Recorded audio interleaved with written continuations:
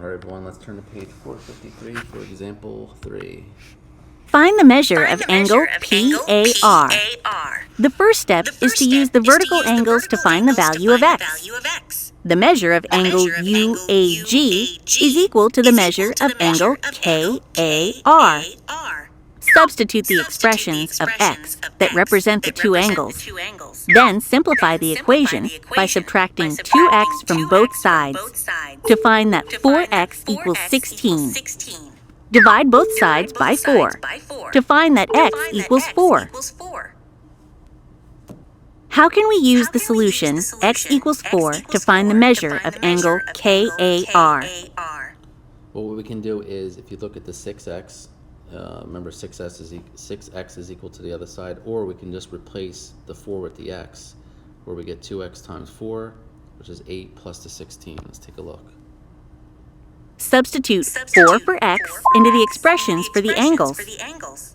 6 times 4 equals 24, and 2 times 4 plus 16 also equals 24. The measure of both angle UAG and angle KAR equals 24 degrees. The next step is to identify complementary angles. So if you look where that blue is up here for the AKR, that is now 24 degrees. We know that that total side over there where the box is 90. So we'll just take 90 and 24 and subtract to find the and use them to find the measure of angle PAR. Angle KAR is complementary to angle PAR. So the sum of their measures is equal to 90 degrees. Substitute 24 degrees for the measure of angle KAR and solve the equation to find that the measure of angle PAR. So the way we got 66 is that blue 24, we subtracted it with 90, resulting in 66. So let's look at the triad at the bottom. It says angle 1, or the measure of angle 1, is 4 times the measure of angle 2. All right?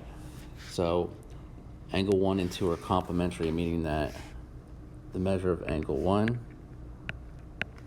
plus the angle of measure 2 is equal to 90 degrees since it's complementary. The angle of measure, so if we draw this out, all right, we could say that it could look something like this, or this is angle 1, this is angle 3, all right, you would want to write this out. This, we'll do double, is angle 2, and this is angle 4, all right. What are the measures of the 4 angles? All right, so if we know that the number 1 is 4 times the measure of angle 2, and these are complementary, so we can say that angle 2, let's call this x. So we'll call this 4x equals 90 degrees, all right? And we could say that this is 18, right?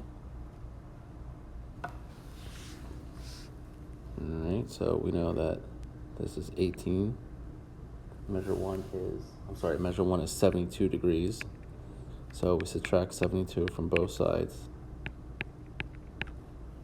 Right, resulting in 18. So this is the measure of angle 2. Angle 1 is 72 degrees. And angle 3 has to be the same as angle 1, so that's 72 degrees, and angle 4 is 18 degrees. So make sure you have. All right, so let's take a look at another example. It says the two angles shown are complementary angles. What is the value of x? So that means that if they're complementary, they're going to equal 90 degrees. So we can do 4x minus 12 plus 38 equals 90. All right, so where they get the 52 from is that we do 90 minus 38, right, which is our 52. We add 12 to both sides, so the measure of angle x is going to be 16 degrees. So make sure